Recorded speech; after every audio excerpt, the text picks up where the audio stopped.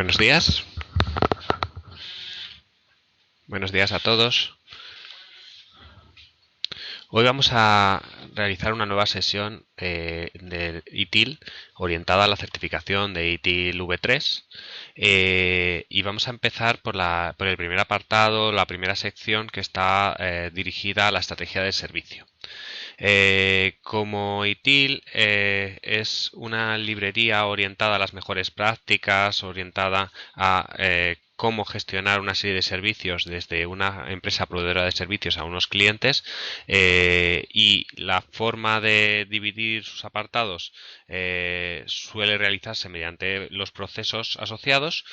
Vamos a también aquí a definir lo que es un proceso y cómo podemos sacarle el mayor partido a las herramientas que tenemos en nuestras manos para que tenga el mayor éxito posible. Daros la bienvenida, veo a algunos asistentes, veo a Joaquín, a Jaime, simplemente buenos días a todos. ¿Y me escucháis correctamente? Ok. Pues vamos a comenzar. En otras charlas hemos hablado ya de qué es ITIL, con lo cual aquí no vamos a insistir en ello. Vamos a empezar directamente en el primer apartado. Lo primero, presentarme. Mi nombre es Julio García, soy uno de los formadores, uno de los técnicos especialistas en ITIL.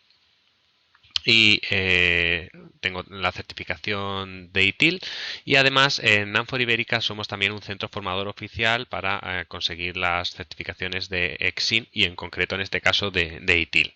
ITIL V3 Foundation o ITIL simplemente Fundamentos de ITIL, como se llama en la actualidad. El plan de trabajo para hoy va a ser bastante sencillo. Vamos a realizar un primer acercamiento a lo que son los procesos y las funciones, a ver la diferencia entre ambos y sobre todo a lo largo del ciclo de vida cómo diferenciamos los distintos procesos o cuáles son los procesos más importantes, para ser exactos, ya que en ITIL es muy importante denominar cada cosa por su nombre en concreto, cuáles son los procesos más importantes en el ciclo de vida. Y en segundo lugar, empezaremos con la primera fase del ciclo de vida de un servicio, que denominamos estrategia de servicio. La estrategia de servicio tiene una serie de procesos y vamos a ver los procesos más importantes asociados a ella. En primer lugar, vamos a hablar de la nomenclatura relacionada con los procesos. Por eso el primer punto se denomina procesos y funciones. Para llegar a cómo definimos lo que es un proceso, primero tenemos que saber definir otra serie de elementos. En primer lugar, ITIL está orientado a los servicios. Es decir, ¿qué es un servicio? Un servicio es algo que queremos ofrecer a un cliente, es algo que da valor a un cliente. Por tanto, un servicio son todos los recursos, son todas las herramientas, son todas las habilidades que ponemos a disposición de un cliente en una o en diferentes áreas de negocio. Es muy importante destacar que un servicio no existe ni debe existir si no ofrece valor a ese cliente. Valor, si habéis visto nuestro curso online de ITIL, vemos que se divide o podemos seccionarlo en dos partes, lo que llamamos la utilidad y la garantía. Es decir, utilidad, algo que va a ser funcional, algo que va a servir para ofrecer un servicio a ese cliente, ofrecer una utilidad a ese cliente, ofrecer un funcionamiento a un cliente. Y garantía, que ese servicio va a ser práctico y va a mantenerse siempre en activo dentro de los acuerdos que hayamos llegado a un cliente. Luego hablaremos de OLAs, de SLAs, de acuerdos de servicio. Garantía implica que se va a cumplir que se va a cumplir la utilidad que hemos asignado a un determinado servicio durante un determinado tiempo. De servicio, valor, y pasamos a la gestión del servicio. Es decir, es cierto que un servicio son una serie de recursos que ofrecemos a un cliente, pero ¿cómo gestionamos esos recursos? Eso es lo que llamamos una gestión de servicio. A todas las organizaciones, a toda la documentación, a todos los elementos que colaboran para ofrecer esos servicios a un cliente. y cómo toman la forma. Es decir, un servicio es lo que queremos ofrecer a un cliente, valor es la forma que toma ese servicio, gestión de servicio es cómo vamos a gestionar todos los recursos para ofrecer ese servicio y finalmente la forma de gestionarlo es a lo que llamamos los procesos y las funciones. Por eso decía que teníamos que revisar una serie de definiciones antes de llegar a procesos y funciones. Proceso y función. ¿Realmente qué es un proceso? Un proceso es una serie de acciones, una serie de actividades que están diseñadas para conseguir unos objetivos. Cualquier actividad que realicemos para llevar a cabo un servicio, debemos intentar medirla. Ese es un error muy tradicional en los proyectos de las nuevas tecnologías y que con ITIL e incluso con las normas ISO estamos intentando solventar. Es decir, medir todos los resultados parciales y finalmente el resultado global de ese servicio. Por tanto, todas las actividades que se realizan para obtener el servicio, el qué es lo que llamamos un proceso. También existe otra nomenclatura similar que es lo que llamamos un procedimiento. Un procedimiento no solamente es qué tenemos que hacer, sino cómo se va haciendo y quién lo va desarrollando. Digamos que un procedimiento es algo un poco más abstracto y con una serie de funciones adicionales. Un procedimiento, al fin y al cabo, se puede subdividir. ¿Se puede subdividir en qué? En distintas secciones, lo que llamamos instrucciones de trabajo. Instrucciones de trabajo son pequeñas actividades que están muy detalladas, que indican exactamente la hora de inicio, la hora de finalización, quién va a desarrollarla, etc. Cuando aunamos distintas instrucciones de trabajo, al final da lugar a lo que llamamos un procedimiento. Seguimos con algunos conceptos relacionados con procesos y funciones, y en concreto con procesos, ya que es lo que más nos va a importar. Confiable. Un proceso tiene que conseguir un cometido. Si ese proceso no consigue ese cometido, decimos que ese proceso no es confiable. Igualmente, aquí surge de nuevo otro concepto, el de efectividad. No es lo mismo un proceso que sea efectivo a un proceso que sea eficiente. Un proceso, en primer lugar, debe ser efectivo. Debe ser efectivo, es decir, debe realizar lo que hemos indicado que va a conseguir. Por ejemplo, si nosotros vamos a publicar una página web, cuando terminemos ese proceso, el proceso será efectivo si podemos visualizar la página web. Es decir, si hemos creado la página web, como inicialmente íbamos a decir que le vamos a publicar en un servidor, por ejemplo. Sin embargo, eficiente no significa que funcione o no funcione, o que se realice o no se realice, sino que se realice con una determinada calidad. Por ejemplo, es más eficiente una página a la que podemos acceder mucho más rápido que una a la que tenemos más lentitud en el acceso. También tenemos algunas otras definiciones, como pueden ser tareas, como pueden ser roles, departamentos, culturas empresariales. Bueno, de todas ellas, sobre todo, hay que destacar rol. ¿Qué es un rol?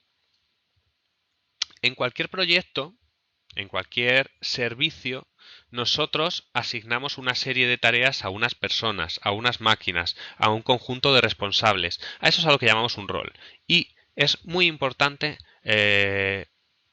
diferenciarlo de personas. Un rol no es una persona. Un rol puede ser una persona o puede ser un conjunto de personas o puede ser una serie de actividades. Un rol es un conjunto de responsabilidades y un conjunto de autoridades, es decir, de responsabilidad final sobre una determinada serie de procesos. Con esto seguimos avanzando en procesos, funciones y todos los elementos que están relacionados para conseguir ofrecer un servicio a un determinado cliente. Vamos a ver la siguiente transparencia. Pero estábamos indicando proceso o función. Esos son nomenclaturas que siempre hemos utilizado en distintos proyectos de tecnologías de la información. Un proceso, y es muy importante definirlo, no es un método de estructurar una organización.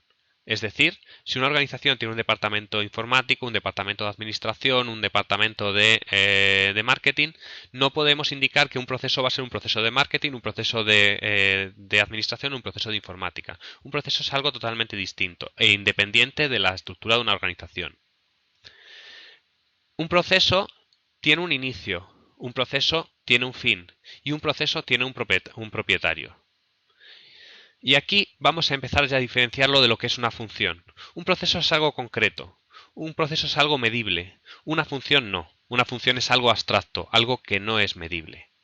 Entonces, en un proceso siempre vamos a tener una serie de roles relacionados con un proceso, siempre vamos a tener una serie de actividades relacionadas con el proceso y sobre todo vamos a tener una serie de medidas relacionadas con el proceso. Así pues, un proceso son los roles, actividades, normas, responsabilidades, recursos, controles, todo lo que está relacionado con una actividad que se va a desarrollar para un apartado de un servicio. No sé si queda claro realmente lo que es un proceso. Por aquí veo que hay un asistente que pregunta que cuál es la diferencia realmente entre función y proceso. Función, como decía antes, es algo que es completamente abstracto. Por ejemplo, si nosotros vamos a crear un código fuente de una aplicación, en nuestra gestión de proyectos vamos a definir inicialmente los requisitos de ese código fuente, qué vamos a necesitar, qué entradas va a tener ese código, qué salidas va a tener, qué interfaz vamos a utilizar. Con lo cual, en nuestro proceso vamos a definir exactamente cuándo comienza, cuándo finaliza la creación del código, cuál va a ser su fase de pruebas, etcétera. Si el proceso solamente fuera de la creación del código fuente, sería el de elaboración. Inicio, final y las actividades que se van a desarrollar, las normas asociadas a ese código, si tiene que adaptarse a una determinada normativa, a un determinado código en C, en .NET, en ensamblador, etcétera, y quiénes son los encargados que van a ir realizando ese tipo de programación. Sin embargo, en una función, o sea, llamamos función algo más abstracto, a algo como programar. No programar un código fuente en un determinado intervalo de fechas con un lenguaje de programación, no, sino a programar una serie de códigos fuentes. ¿Quién? Una serie de usuarios en un determinado momento. Para programar es necesario, además, traer dos computadoras que puedan trabajar en paralelo. Esas dos computadoras que trabajen en paralelo, es decir, una serie de opciones que no son tan fáciles de medir. El de mover dos ordenadores de sitio para desarrollar un código fuente y además que un usuario vaya programándolos. Esa función existe como tal, se puede incluso documentar, pero no se puede medir. No se puede medir y no podemos decir quién es el dueño de todas las actividades de la función.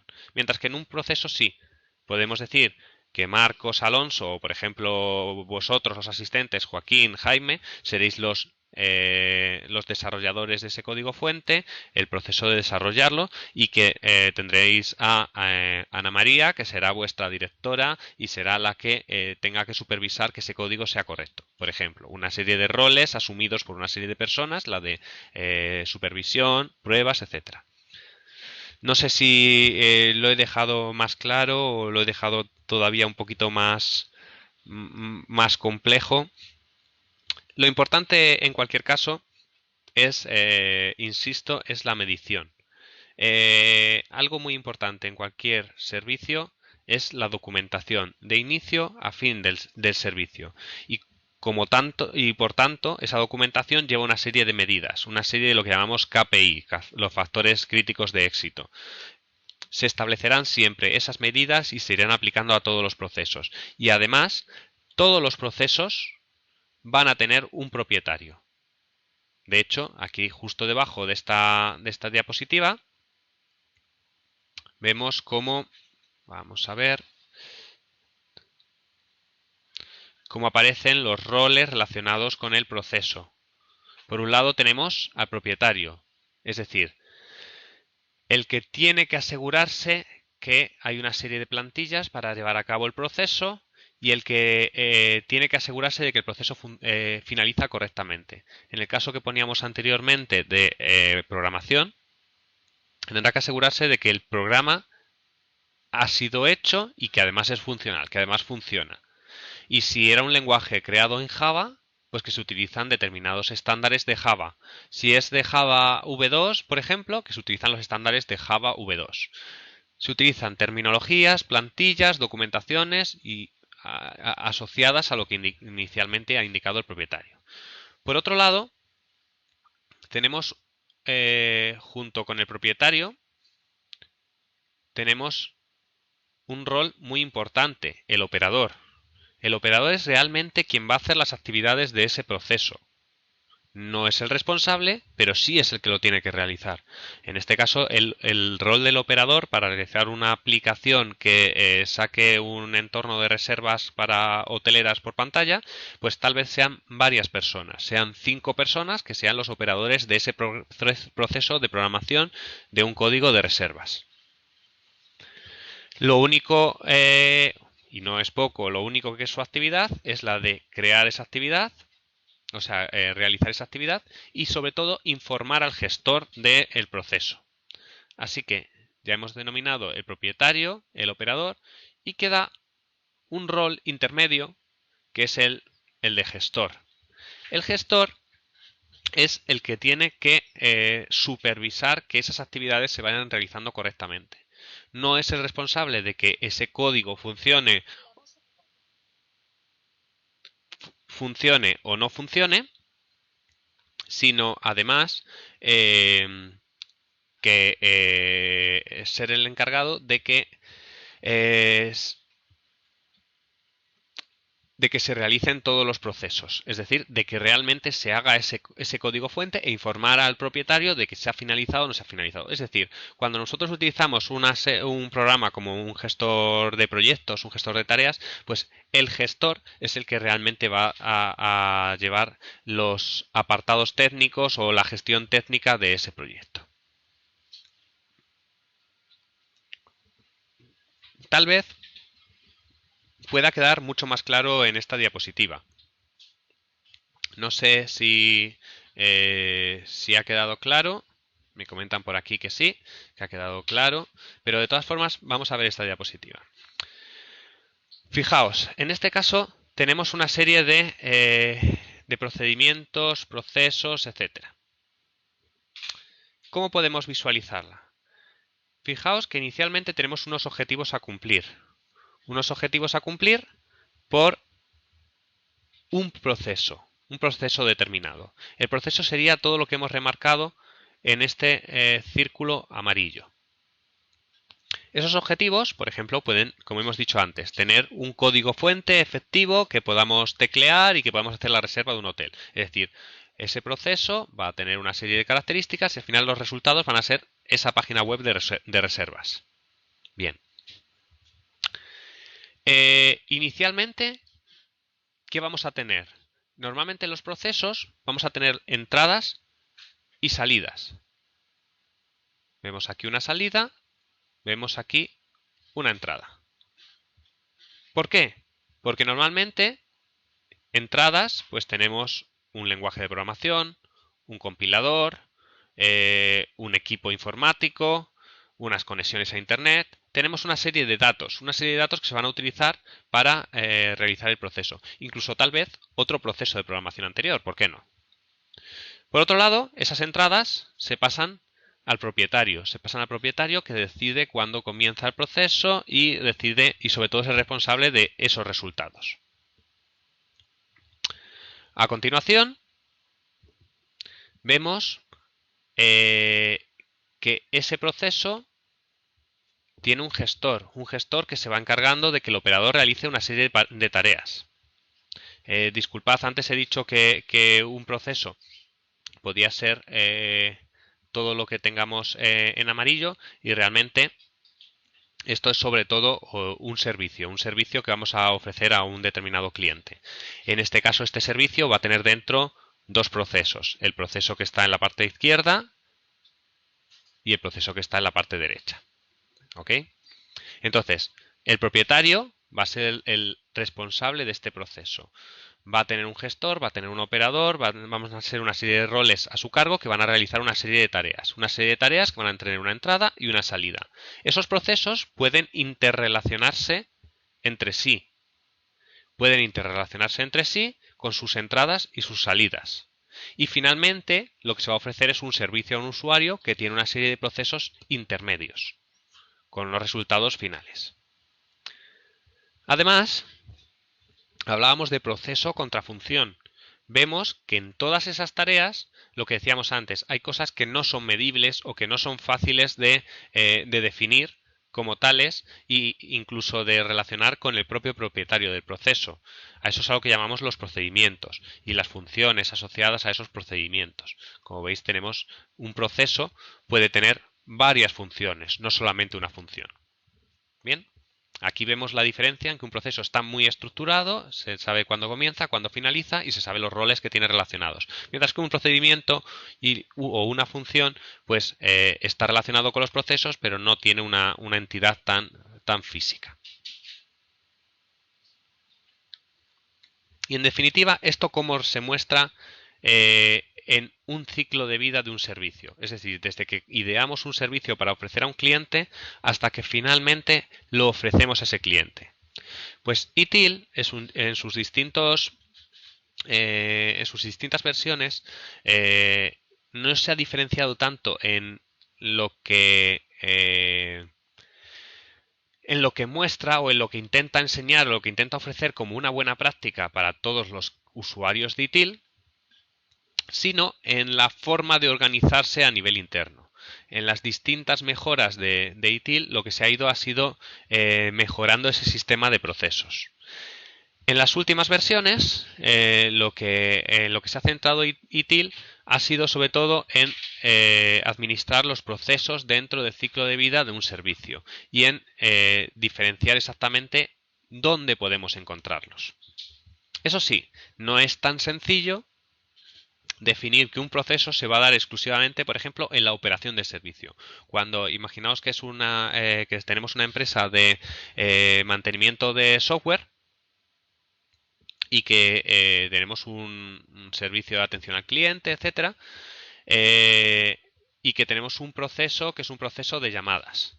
Ese proceso de llamadas no podemos indicar siempre que se va a realizar en la operación de servicio. Tal vez hay una parte que corresponde a otro estado del ciclo de vida del servicio.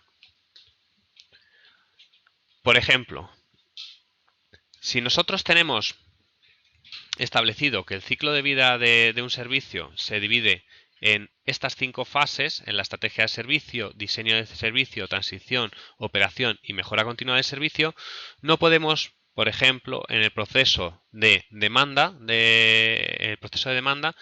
reducirlo exclusivamente a la estrategia de servicio.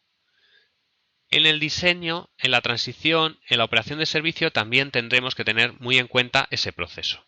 Sin embargo, sería muy difícil gestionar los distintos procesos si no los asociamos a una parte en concreto del ciclo de vida. Así que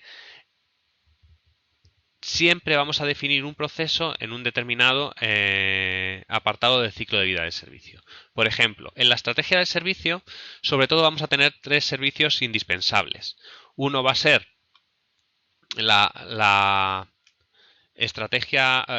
administración de la demanda de servicio. Otro va a ser la administración del portafolio o la cartera de servicios, y otro va a ser la administración financiera o la administración económica del servicio. Fijaos que incluso podríamos poner un cuarto que sería un cuarto subproceso que sería la generación de una estrategia. Pero en las últimas versiones de ITIL eso se ha dejado de lado y se ha incluido como subprocesos de procesos principales. ¿Eso qué indica? Que la estrategia de servicio nos tenemos que centrar en esos tres procesos. Y sin embargo, por ejemplo, el proceso financiero, el proceso de gestión financiera, pues hay que tenerlo muy en cuenta durante todo el ciclo de vida del servicio. Vamos a ver algún otro que sea más exclusivo de una determinada fase de etapa del ciclo de vida del servicio.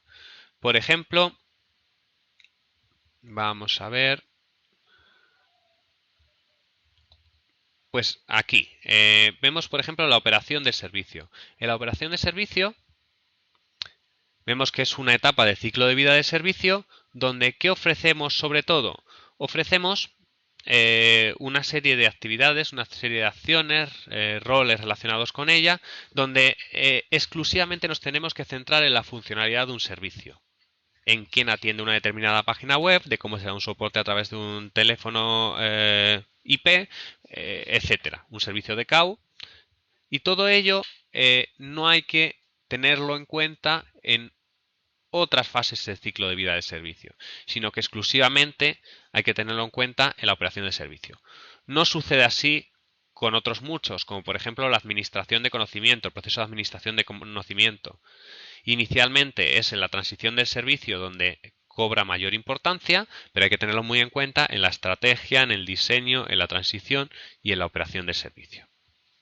Así que para resumir y finalizar este apartado, realmente ¿qué tenemos? Tenemos que el ciclo de vida de un servicio se divide en 5 etapas, y lo pongo entre comillas, bien diferenciadas, que son estrategia de servicio, diseño, transición, operación y mejora continua de servicio. Decía 5 etapas, pero realmente son 4 más una. La mejora continua de servicio debe aplicarse a lo largo de todo el ciclo de vida del servicio. Sin embargo, para diferenciarlas y para no tener procesos salpicados por todo el ciclo de vida, la podemos poner al final, como mejora adicional del servicio ofrecido. Y en segundo lugar, tenemos una serie de procesos que, como hemos dicho antes, todos ellos tienen unas tareas limitadas que pueden ser medidos y que tienen unos dueños asociados. ¿Qué fase de ciclo de vida, en qué fase del ciclo de vida van a estar los dueños de determinados procesos? Pues aquí vemos en esta columna cómo los dueños van a estar. Estos tres iniciales van a estar en el mejora continua de servicio, los siguientes en la estrategia de servicio y así sucesivamente. Para saber diferenciarlos y saber sobre todo gestionarlos. ¿Okay? Así que, sin más, yo creo que nos podemos pasar ya directamente al ciclo de vida de un servicio. Ya sabemos lo que es un proceso, sabemos que es básicamente la base sobre la que se sustenta un servicio, con lo cual vamos a ver los procesos más importantes para poder ofrecer un servicio a un cliente. Para ello empezamos con la primera fase del ciclo de vida del servicio, que es la estrategia del servicio. La estrategia del servicio es digamos, el gran olvidado de cualquier proyecto de nuevas tecnologías. La estrategia de servicio es básico para que cualquier servicio finalice y se ejecute correctamente. De hecho, es el equivalente en un proyecto de informática a lo que denominábamos de una forma clásica como el análisis de requisitos. ¿Qué necesitamos? Pero ya no es solo lo que necesitamos, la estrategia de un servicio va más allá, sino que es establecer las necesidades del servicio y de nuestro negocio, sin perderlo de vista. Es decir,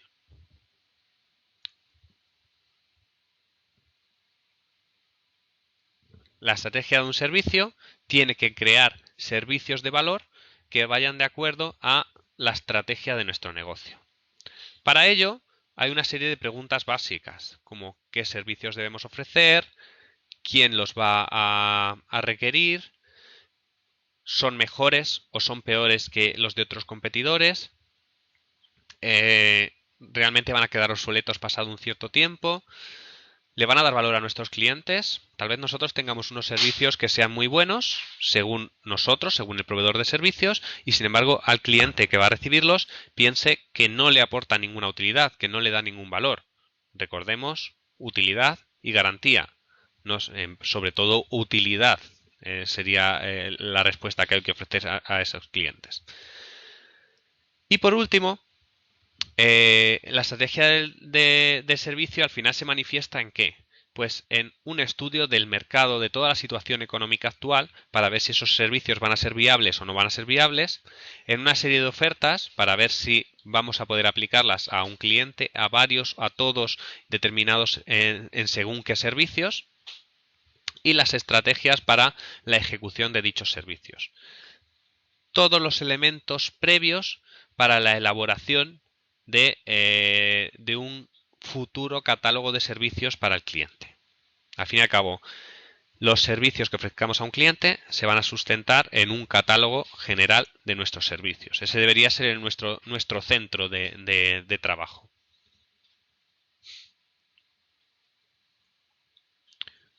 Tal vez así quede un poquito más claro. Hablábamos de que en ITIL analizamos las buenas prácticas del mercado, analizamos las mejores actividades, las mejores acciones, los mejores, ¿por qué no decirlo?, las mejores aplicaciones. Eso se va a transformar al final en ofrecer un catálogo de servicios a X clientes. Aquí surgen nuevos conceptos que están en esta transparencia, como puede ser el arquetipo o modelo de servicio. Vamos a partir de aquí, de lo que llamamos la cartera de servicios. Esto será algo básico a definir en la estrategia de servicio. Será uno de los procesos principales de la estrategia de servicio. Definir una cartera de servicio con todos los servicios que nuestra empresa puede dar a lo largo del tiempo. Y ahí incluiremos, luego insistiré en ello, incluiremos no solo los servicios actuales, sino los servicios que han quedado obsoletos, los servicios que han sido modificados, los servicios que han sido duplicados, etc. Aquí vemos una serie de carteras de servicios en lo que llamamos líneas de servicio, es decir, una línea de actuación, una serie de patrones acerca de lo que podemos ofrecer a nuestros clientes. Servicios de alquiler, servicios de evaluación, servicios de transformación, servicios de creatividad. Imaginad que queremos ofrecer la posibilidad de crear logotipos a nuestros clientes, etc. Al final, esa cartera se va a transformar ¿en qué? En una serie de modelos. En una serie de modelos para ofrecer ese servicio. Por ejemplo, si hemos dicho que era un servicio creativo de logotipos, pues al final tendremos que hacer ¿qué? Tendremos que, por un lado, inventar un determinado logotipo, por otro lado tendremos que diseñarlo y por otro lado tendremos que desarrollarlo en distintas tecnologías, tal vez en AutoCAD, tal vez en otros programas de 3D o tal vez simplemente darle formatos de PDF, etc. Todo esto al final, ¿qué va a hacer? Que una serie de servicios al final vean la luz, se ofrezcan a los clientes. Y tomen forma en el catálogo de servicios más adelante, más allá de la estrategia del servicio en la que estamos. Y finalmente, esos servicios, por supuesto, van a ofrecer un determinado valor a nuestros clientes a la hora de organizar los procesos de su empresa, a la hora de almacenar los conocimientos, a la hora de gestionar un equipo de trabajo, etc. Con lo cual, la estrategia del servicio se centra en esta parte inicial, en la de cómo llegar a esa última fase final, sin perder de vista las características del negocio. Comentábamos que hay tres procesos principales. Pues vamos a ver el primero. El primero, además, sobre todo para aquellos que os vayáis a certificar en ITIL, os indico que en ITIL V3 no se incluyen muchas preguntas relativas a la gestión financiera. Sin embargo, es importante tenerla en cuenta a la hora de gestionar realmente el ciclo de vida de un servicio, a la hora de crear un proyecto en informática de nuevas tecnologías. ¿Qué hace la gestión financiera o qué debemos hacer en la gestión financiera? ¿Qué debemos hacer? Vamos a ser más exactos. El proceso de gestión financiera será llevado a cabo por distintos roles. Por ejemplo, habrá el rol del el dueño del proceso de gestión financiera. ¿Qué debe hacer un gestor financiero? Un gestor financiero debe asegurarse de que finalmente los procesos financieros se han llevado a cabo de forma adecuada y que los activos y los recursos económicos se han utilizado de una forma eficiente. ¿Qué más se deben hacer a lo largo de la gestión financiera? Por supuesto, si decíamos que nos tenemos que centrar en el catálogo de servicios, que va a ser lo que al final vamos a ofrecer a los clientes, más adelante, cuando ya lo diseñemos, pues lo que tiene que hacer es encontrar los precios más adecuados para ese catálogo de servicios. Y en concreto, casi me atrevería a indicar para una cartera inicial de servicios, aunque luego en el catálogo de servicios sea realmente donde se plasmen esos precios. También es muy importante evaluar cuál va a ser el retorno de inversión. No solamente para nuestro negocio, a nivel de proveedores de servicios, disculpadme, siempre me pongo en el caso de proveedor de servicios, sino a nivel de clientes que reciben esos servicios. Para medir el retorno de inversión, para medir los resultados de los servicios, se pueden medir de dos formas. Se pueden medir con a través de los resultados económicos de nuestra empresa como proveedora de servicios y, por supuesto, a través de lo positivo que sea ese servicio para los propios clientes. Recordadlo, siempre es muy interesante consultar a un cliente si ha sido... esto es independiente de la estrategia de servicios, sino al fin y al cabo global a los servicios, si ha sido satisfactorio para él ese servicio o no ha sido para ese cliente el servicio. También, como decíamos, aquí tenemos que analizar otros elementos como los costes, cuando varían a lo largo del tiempo, como qué sucede si paralizamos un determinado servicio, si dejamos de ofrecerlo, cómo afecta a nuestro negocio, cuáles son los objetivos finales que tenemos en el negocio. Recordad, eficiencia, no eficacia, sino eficiencia, cómo vamos a mejorar la actividad de esos servicios, etcétera. Todo ello se debe encargar la gestión financiera. Es decir, fijaos en este gráfico. En este gráfico tenemos un determinado cliente que va a tener unos requisitos iniciales. Unos requisitos iniciales, como vemos aquí, y habrá unas partidas presupuestarias que se aplicarán ¿a qué? Pues a unos objetivos, a unos métodos, a unos cargos, etcétera. La gestión financiera al final lo que tiene que hacer es un plan de operaciones para gestionar todos esos recursos y que afecte de una forma positiva al negocio que estamos desarrollando. El mantenimiento contable de todos los recursos económicos, al fin y al cabo.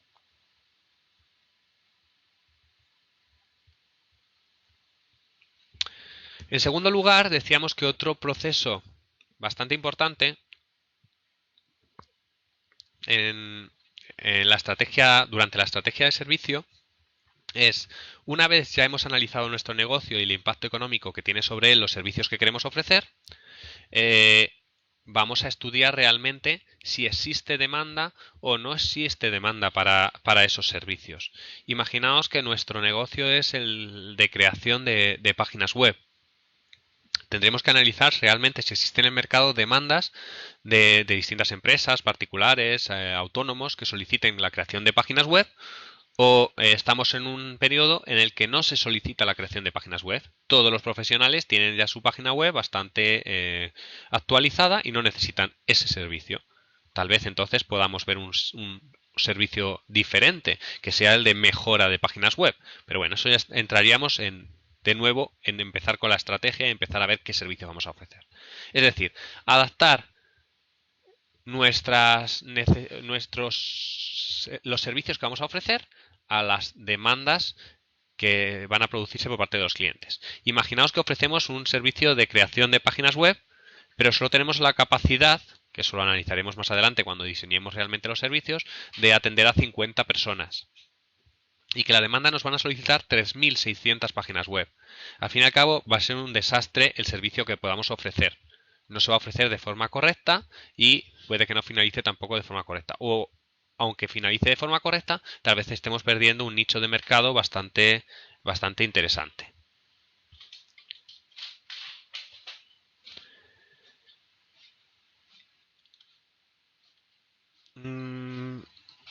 Por otro lado,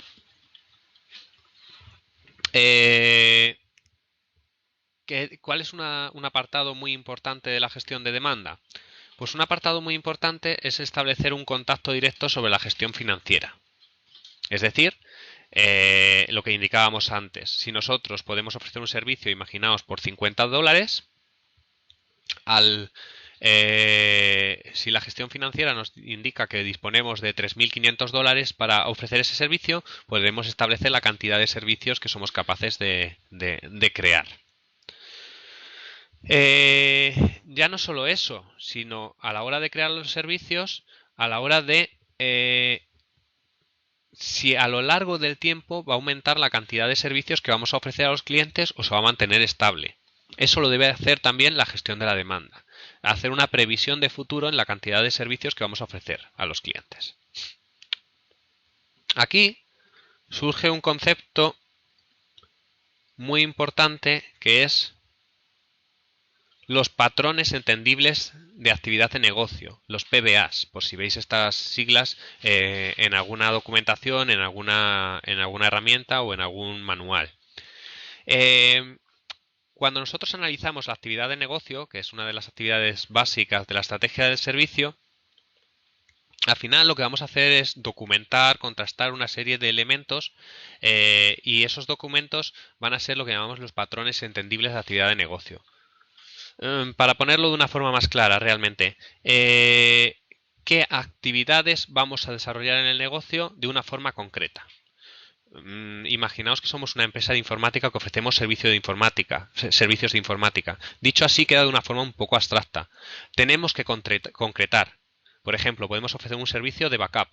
Podemos ofrecer un servicio de creación documental. Podemos ofrecer un servicio de diseño y podemos ofrecer un servicio de pruebas. Todo eso son patrones entendibles de actividad de negocio. Son elementos que al final se van a plasmar en distintos servicios. Como decíamos antes, aparte de estas acciones, la gestión de la demanda va de la mano con la gestión de la capacidad. Es decir, tenemos que ser conscientes de las limitaciones que tenga nuestra empresa, sea grande o sea pequeña empresa, y la gestión de la capacidad nos indicará qué cantidad de servicios somos capaces de ofrecer. Con lo cual, tenemos que ser precavidos con la cantidad de demandas que vamos a recibir para ofrecer esos servicios.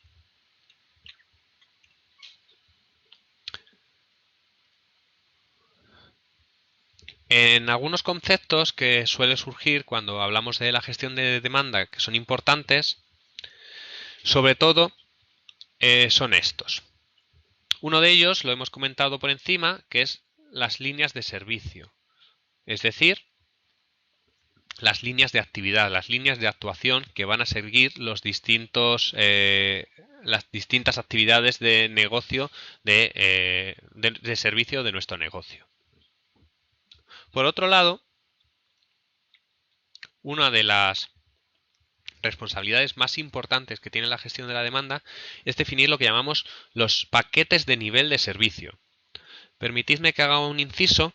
Si os presentáis a la certificación, no es necesario que os aprendáis todas las siglas relacionadas con los distintos conceptos. Aquí lo que es importante es saber diferenciar qué significa cada uno de esos conceptos. Normalmente cuando os indiquen una pregunta, si pone SLP, casi siempre va a venir entre paréntesis que son los paquetes de nivel de servicio.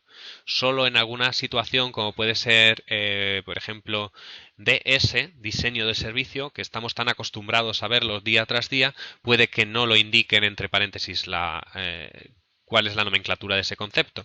Pero lo importante, ya os digo, no es aprenderse una serie de siglas, aunque aquí las veamos para facilitar el aprendizaje, sino cómo realmente, qué significado tiene. Vuelvo de nuevo a lo que estaba indicando.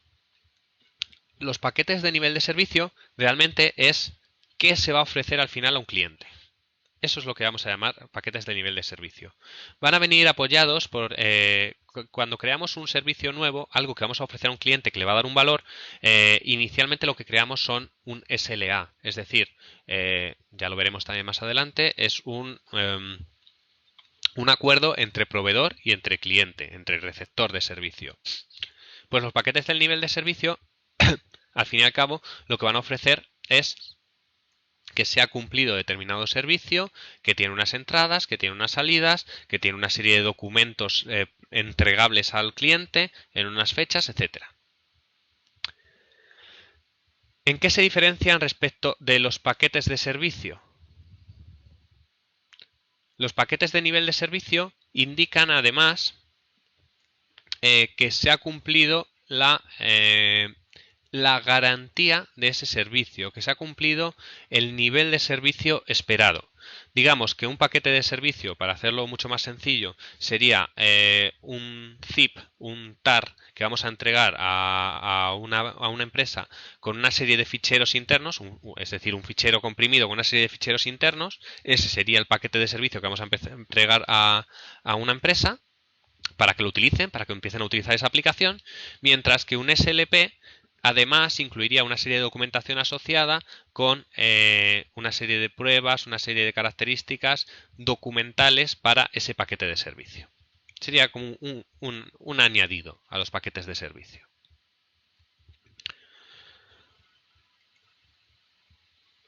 Y por último, el proceso que no podemos olvidar y en el que deberíamos centrarnos siempre en la estrategia de servicio es en la cartera de servicios, en lo que llamamos en algunos círculos el portafolio de servicios. Aquí es donde realmente vamos a crear lo que vamos a ofrecer a nuestros clientes. En este proceso vamos a indicar exactamente qué oportunidades hay, qué recursos y capacidades tenemos, qué clientes lo utilizan. Es decir, vamos a analizar todos los elementos y vamos a crear esos servicios. Para crear una cartera de servicios seguimos estas fases. En primer lugar, vamos a ver,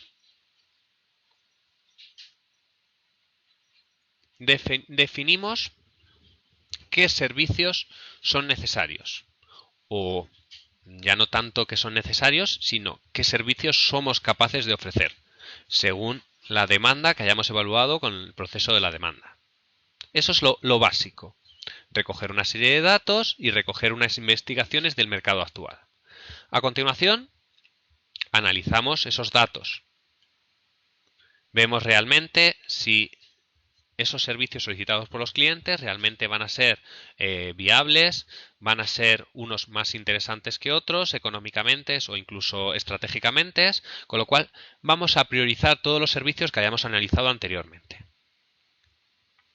A continuación, descartaremos o aceptaremos una serie de los servicios analizados, con lo cual tendremos un listado de la A a la Z de los servicios que somos capaces de ofrecer. Y además, no solo vamos a tener un listado de la A a la Z, sino que, y aquí permitirme que sea incluso que llame más la atención, vamos a tener un listado de todos los servicios y vamos a indicar los que están retenidos, los que son de nueva creación, los que hemos renovado por su utilidad contrastada e incluso, por ejemplo, los que hemos retirado porque actualmente ya no tienen demanda, aunque puede que hace un tiempo sí la tuvieran. Todos los servicios que pasan por nuestro negocio tienen que estar en la cartera de servicios. La gestión de la cartera de servicios se tiene que encargar de todos los servicios, actuales, presentes e incluso futuros. Y finalmente, lo que hacemos es, una vez ya tenemos ese listado, se tomarán una serie de decisiones y se empezarán a poner en marcha. Empezaremos con la siguiente fase del ciclo de vida del servicio, que es la del diseño de los servicios en sí. Hasta ahora lo único que hemos hecho ha sido analizar la demanda que había en el mercado, efectuar unos análisis y una serie de acciones financieras para soportar a los servicios y ahora crear esa cartera de los posibles servicios que siempre tiene que estar actualizada, que tienen que ser correctos sus datos y que tiene que incluir todos los servicios de nuestro negocio.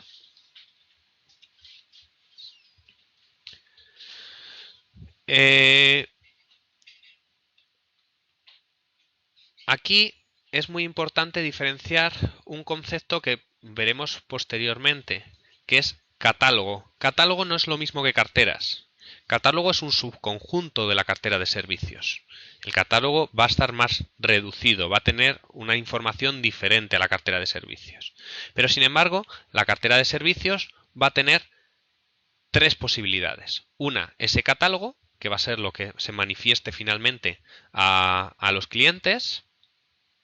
Los servicios, no solamente que hemos retirado, como hemos indicado anteriormente, o que estaban duplicados, no, sino incluso los servicios que estamos desarrollando. Imaginaos que estamos creando un nuevo servicio de backups, pero que todavía no lo ofrecemos a los clientes.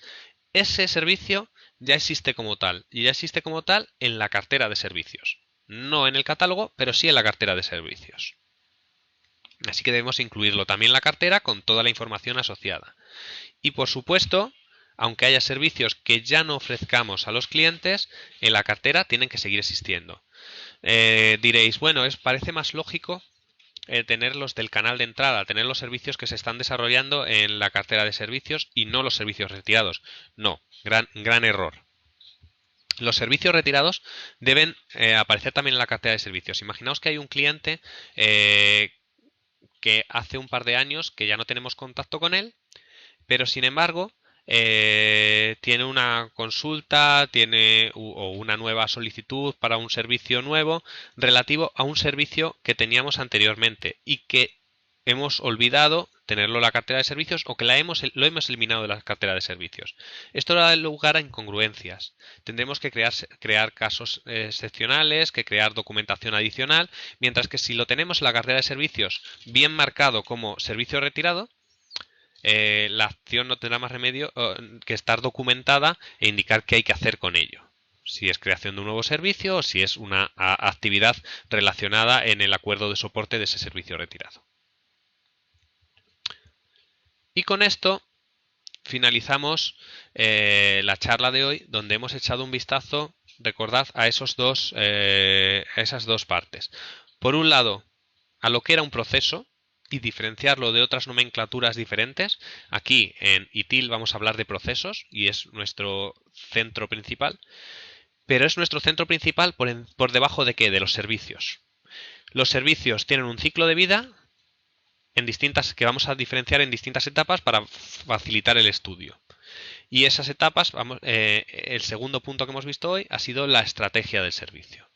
En la estrategia del servicio tenemos una serie de procesos, no solamente los que hemos visto, ojo, sino también otros que no hemos visto, pero los principales, los que no hay que perder nunca de vista, son la gestión de la demanda, la gestión financiera y la gestión, sobre todo, de la cartera de servicios. Así que con esto es todo por la charla de hoy y espero que os haya gustado y que haya sido productiva. Muchas gracias por asistir y un saludo para todos.